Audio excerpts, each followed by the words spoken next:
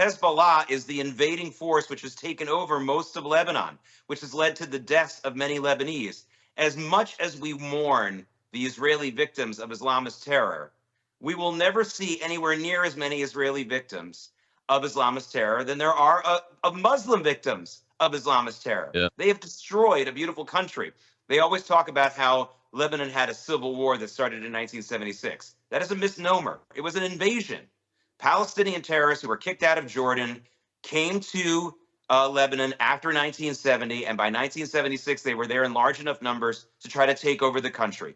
If anyone here wants to go and Google it or use Bing, Bing the videos by Bridget Gabriel, a Lebanese Christian who, to her credit, woke up at a very young age and realized what was going on. She tells great stories about how she was saved from that situation by the Israelis in the late 1970s. Very, very important woman to follow, Bridget Gabriel. She's also a big supporter of President Trump. Also, those jets that flew over weren't just any jets, Colonel. Those were the same exact jets, F-35s, that Israel used to destroy the building that Hassan Nasrallah was in and that number 2 guy. So they brought the same ones back, and that was meant as a message.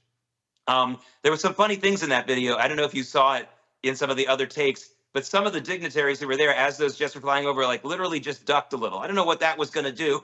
I mean, they weren't taking any cover. They were sort of bending their, I don't know what they thought that was going to do. It was almost laughable.